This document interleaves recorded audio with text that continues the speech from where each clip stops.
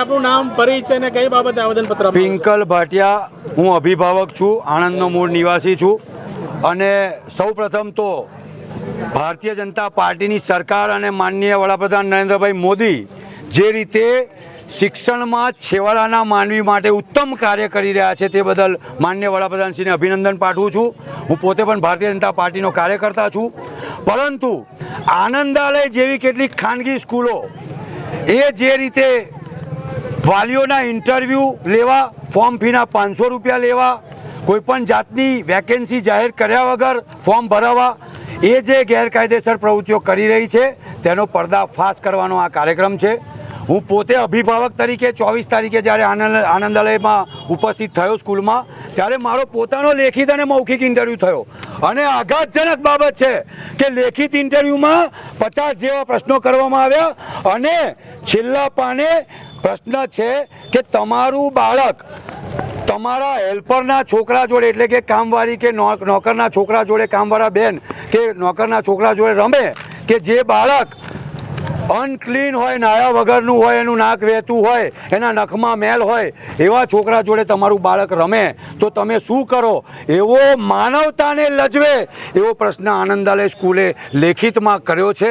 અને આ એમનું ઇન્ટરવ્યૂ ફોર્મ છે લેખિતનું, જેમાં 50 પ્રશ્નો કર્યા છે અને ઘણા ગંભીર વિષયોને ઉત્પન્ન કરે એવા પ્રશ્નો આમાં છે, જેને હું સખત શબ્દોમાં વખોડું છું. અને માનવતા અને ગરીબ પ્રજાનું અપમાન કરનાર આવી સંસ્થાઓ તાત્કાલિક તાળા મારવામાં આવે એવી માનનીય વડાપ્રધાનશ્રીને, માનનીય શિક્ષણ મંત્રીશ્રીને અમે વિનંતી કરીએ છીએ. આજે અહીં મોટી સંખ્યામાં વાલીઓ અને વિદ્યાર્થીઓ, યુવાનો અહીં ઉપસ્થિત રહી અમારા સમર્થનમાં જે અમને સમર્થન આપ્યું તે બદલ વાલીઓનો, વિદ્યાર્થીઓનો, યુવાનોનો અમે આભાર પ્રગટ કરીએ છીએ. અને આવનાર દિવસમાં ભારતમાં કોઈ પણ સંસ્થા આવી માપધોરણ વગરની ફી ના લે, આવા માપધોરણ વગરના અને અપમાનજનક પ્રશ્નો ના પૂછે. ટૂંકમાં એક વાક્યમાં આમની માટે કહેવાનું હોય તો अंदर का शिक्षक मर चुका है और पैसों के लिए घिनौने समझौते कर चुका है. આ વલણ ભારતમાં ચલાવવામાં ના આવે, ભારતમાં સાખી લેવામાં ના આવે. અમને અમારા વડાપ્રધાન પર, અમારા શિક્ષણ મંત્રી પર, અમારા ગૃહમંત્રી પર સંપૂર્ણ વિશ્વાસ છે અને અમને વિશ્વાસ છે કે અમને ન્યાય મળશે.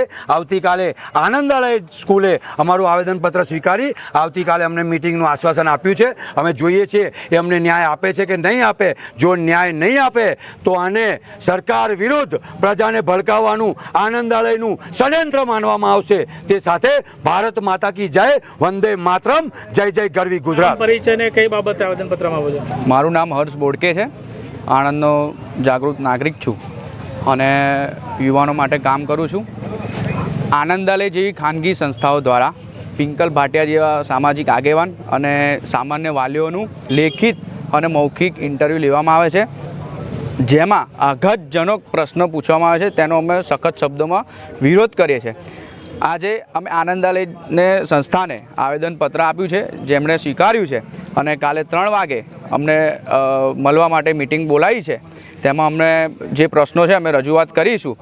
જો એનું નિરાકરણ નહીં આવે તો અમે સંઘર્ષ જારી રાખીશું. આના પછી અમે કલેક્ટરને બી આવેદનપત્ર આપવાના છે. આનંદાલય જેવી સંસ્થા, ખાનગી સંસ્થાઓ સુપ્રીમ કોર્ટના આદેશનું ઉલ્લંઘન કરે છે, તે અમે સખત શબ્દોમાં વખોડે છે. ભારત માતા કી જય. શું વ્યવહાર થયો તમારી જોડે? હું નવીન ઠાકોર, આનંદ સાહિત્યમાં રહું છું. હવે મારો બાબો પહેલાં ધોરણમાં ભણે છે, તો એડમિશન માટે હું અહીંયા આવ્યો હતો. તો મને એવું કહેવામાં આવ્યું કે તમે સ્કૂલની ફી ભરી શકશો, તમારા જે પ્રમાણે કપડાં છે. તો આ એક ગેરવર્તન કહેવાય એમ, કે તમે સામાન્ય નાગરિક જોડે આ રીતે ડાયરેક્ટ જે પૂછો છો પ્રશ્ન, એ ખોટું છે. તમે આ રીતે પ્રશ્ન ના પૂછો જોઈએ. તો પછી અમે એના માટે પિંકલભાઈ વાત કરી હતી, એના સમર્થનમાં આવે છે કે આ રીતે આ લોકો કપડાં પરથી તો થોડું અંદાજ મારી શકે કે ફી ભરી શકે ના ભરી શકે. આ વસ્તુ તદ્દન ખોટું છે. આવું ના કરવું જોઈએ એમ.